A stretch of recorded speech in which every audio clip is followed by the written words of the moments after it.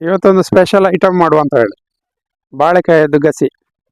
ಇವಾಗ ತರಕಾರಿಗೆಲ್ಲ ಕಂಡಬಟ್ಟೆ ರೇಟ್ ಅಲ್ಲ. ಬೀನ್ಸಿಗೆ ಒಂದು 150 ರೂಪಾಯಿ ಇದೆ, ತೊಂಡೆಕಾಯಿಗೆ 80, ಟೊಮೆಟೊ 100ರ ಮೇಲೆ ಹೋಗಿದೆ, ಆಲೂಗಡ್ಡೆ ಹಾಗೆ ಬೀಟ್ರೂಟ್ ಎಲ್ಲ ಕಂಡಬಟ್ಟೆ ರೇಟು.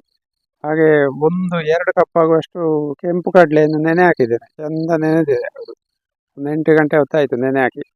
ಅದಕ್ಕೆ ಒಂದು ಬಾಳೆಕಾಯಿ ಮಿಕ್ಸ್ ಹಾಕಿ ಒಳ್ಳೆ ಸಖತ್ತು ಟೇಸ್ಟ್ ಆಗಿರುವಂಥ ಒಂದು ಗಸಿ, ಬಾಳೆಕಾಯಿ ಗಸಿ ಮಾಡುವಂಥ. ಹಾಗೆ ಒಂದು 8-10 ನಾವು ಬಾಳೆಕಾಯಿಯನ್ನು ಕೊಯ್ಕೊಳ್ಳುವ. ಹೋಗುವ. ಇಲ್ಲೇ ಇಲ್ಲೇ ಮೆಲ್ಲಂಗೆ ಹೋಗುವ.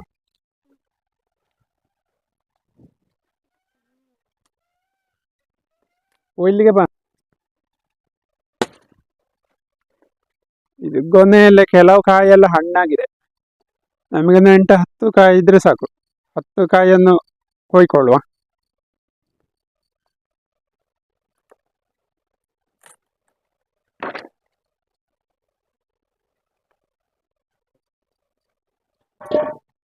ಎಷ್ಟಾಯ್ತಾ?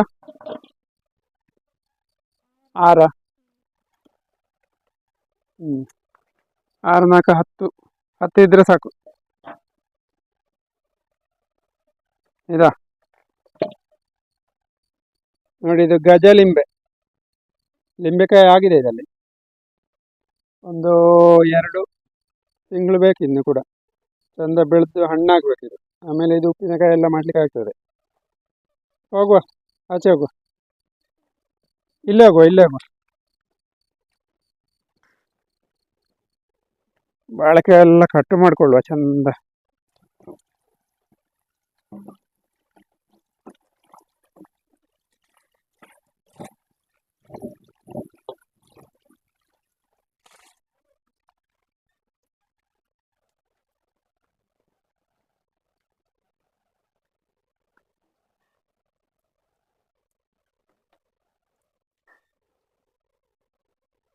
ಬಾಳೆಕಾಯನ್ನು ಈ ರೀತಿಯಾಗಿ ಸಣ್ಣಕ್ಕೆ ಕಟ್ಟು ಮಾಡಿಕೊಳ್ಳುವ. ಅದರ ಸಿಪ್ಪೆ ಎಲ್ಲ ತೆಗೆಯುವುದಂತ ಬೇಡ, ಸಿಪ್ಪೆಲ್ಲ ಹಾಗೆ ಇರಲಿ.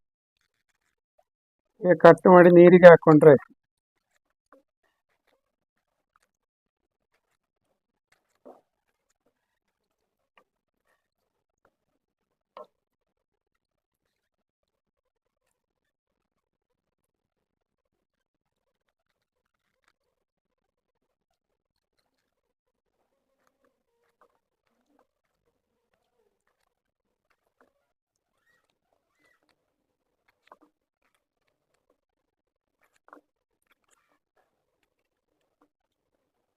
ಬಾಳೆಕಾಯಿ ಕಟ್ಟು ಮಾಡಿ ಆಯಿತು. ಇನ್ನು ಇದನ್ನು ನೆನೆ ಹಾಕಿದ ಕೆಂಪು ಕಡಲೆ ಜೊತೆ ಬೇಯಿಸುವಂಥದ್ದು. ನಾವು ಅದನ್ನು ಬೇಯಿಸುವಾಗಲೇ ಅದಕ್ಕೆ ಬೇಕಾದಂಥ ಮಸಾಲೆ ಎಲ್ಲ ಗ್ರೈಂಡ್ ಮಾಡಿ ಹಾಕುವ. ಮಿಕ್ಸಿ ಜಾರಿಗೆ ಸ್ವಲ್ಪ ತೆಂಗಿನ ತುರಿ ಹಾಕ್ಕೊಂಡು ಅದರ ಜೊತೆಯಲ್ಲಿ ಒಂದು 4 ಕುಮಟೆ ಮೆಣಸು, ಸಣ್ಣದು, ಜಾಸ್ತಿ ದೊಡ್ಡ ಇಲ್ಲ, ಇದು ಖಾರ ಆಗ್ಲಿಕ್ಕಿಲ್ಲ. ಹಾಗೆ ಚಕ್ಕೆ, ಲವಂಗ, ಕಾಳು ಮೆಣಸು ಸ್ವಲ್ಪ ಹಾಕುವ. ಹೀಗೆ ಒಳ್ಳೆ ಘಮ ಪರಿಮಳ ಆಗಬೇಕು.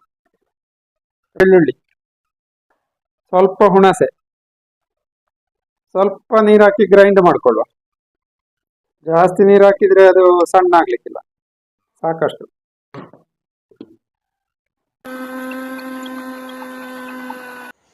ಸ್ಟವ್ ಒರೆಸಿ ಒಂದು ಕುಕ್ಕರ್ ಇಡುವ. ನಾವು ಮೊದಲು ಒಗ್ಗರಣೆ ರೆಡಿ ಮಾಡಬೇಕು. ಅದಕ್ಕೆ ಕೋಕೋನಟ್ ಆಯಿಲು ಒಂದು 2-3 ಸ್ಪೂನ್ ಆಗುವಷ್ಟು ಕೋಕೋನಟ್ ಆಯಿಲ್ ಹಾಕಬೇಕು. ಹಾಗೆ ಸಾಸಿವೆ 1 ಸ್ಪೂನ್ ಸಾಸಿವೆ ಹಾಕಿದರೆ ಸಾಕು. ಅಷ್ಟೊತ್ತಿಗೆ ನಾವು ಒಗ್ಗರಣೆ ಸಿಡಿಯುವಷ್ಟೊತ್ತಿಗೆ ಕೆಂಪು ಕಡಲೆಯನ್ನೆಲ್ಲ ಚೆಂದ ತೊಳ್ಕೊಳ್ಳುವ. ಅದು ನೆನೆ ಹಾಕಿದ ಕಡಲೆ ಇದು ನೋಡಿ. ಹಾಗೆ ಒಗ್ಗರಣೆ ಕೂಡ ಸಿಡಿಯುತ್ತಿಲ್ಲಿ. ಅದಕ್ಕೆ 1 ಕುಮಟೆ ಮೆಣಸು ಕಟ್ಟು ಮಾಡಿ ಹಾಕುವ. 1 ಕುಮಟೆ ಮೆಣಸು ಹಾಕಿದರೆ ಸಾಕು. ಚೆಂದ ಹೀಗೆ ಮಿಕ್ಸ್ ಮಾಡಿದರೆ ಆಯಿತು. ಇದಕ್ಕಿಂತ ಇವಾಗ ಸ್ವಲ್ಪ ಕರಿಬೇವಿನ ಸೊಪ್ಪು ಹಾಕಬೇಕು. ಸ್ವಲ್ಪ ಕರಿಬೇವಿನ ಸೊಪ್ಪು ಹಾಕುವ. ಕರಿಬೇವಿನ ಸೊಪ್ಪು ಹಾಕಿ ಒಂದು ಸಲ ಹೀಗೆ ತಿರುಗಿಸಿ ಅದಕ್ಕೆ ನಾವು ಈ ತೊಳೆದ ಕೆಂಪು ಕಡಲೆ ಇದೆಯಲ್ಲ ಅದನ್ನು ಹಾಕುವ ಮೊದಲಿಗೆ. ಹಾಗೆ ಬಾಳೆಕಾಯಿ, ಕಟ್ ಮಾಡಿದ ಬಾಳೆಕಾಯಿ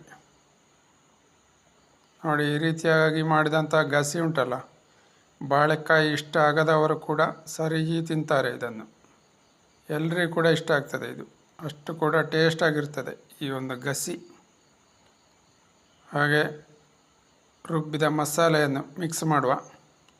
ಆ ಮಿಕ್ಸಿ ಜಾರಲ್ಲೆಲ್ಲ ಸ್ವಲ್ಪ ಸ್ವಲ್ಪ ಹಿಡ್ಕೊಂಡಿರ್ತದೆ.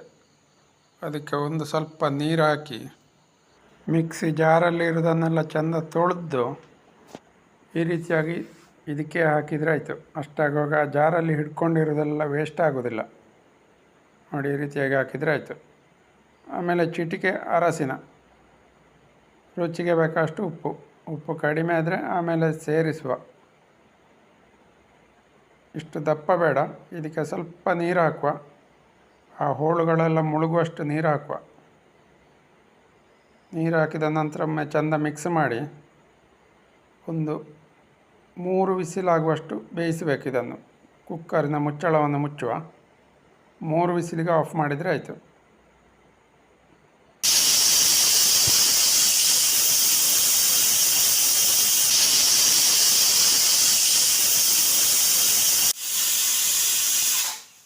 ನೋಡುವ ಹೇಗೆ ಆಗಿದೆ ನೋಡುವ.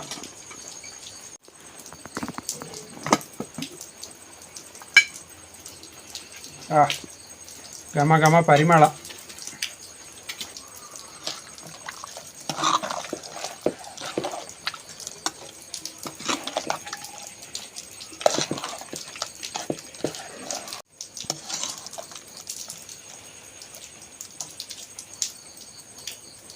ನೋಡಿ, ಎಂಥ ಬಿಸಿ ಮಾರ್ರೆ.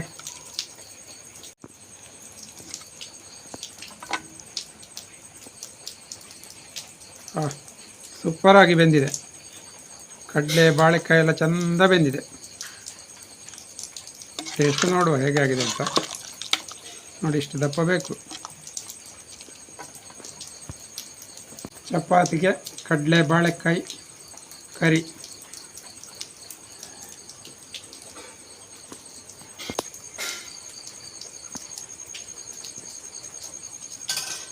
ಕಡಲೆ ಮತ್ತು ಬಾಳೆಕಾಯಿಯದ್ದು ಕರಿ ಚಪಾತಿ ಜೊತೆ ಸೂಪರಾಗಿರ್ತದೆ. ಇವಾಗೆಲ್ಲ ತರಕಾರಿಗೆಲ್ಲ ಸಖತ್ತು ರೇಟು. ಹಾಗಾಗಿ ನಮ್ಮ ಹಿತ್ತಲಲ್ಲೇ ಆದಂಥ ಒಂದು ಬಾಳೆಕಾಯಿ ಹಣ್ಣಾದರೆ ಯಾರಿಗೂ ಬೇಡ. ಸ್ವಲ್ಪ ಗಸಿ ಎಲ್ಲ ಮಾಡಿದರೆ ಚಪಾತಿಯ ರೊಟ್ಟಿ ಜೊತೆ ಅಥವಾ ಊಟಕ್ಕೆ ಒಳ್ಳೆಯದಾಗ್ತದೆ. ನೋಡಿ, ಬಿಸಿ ಉಂಟು, ತುಂಬ ಬಿಸಿ ಉಂಟು.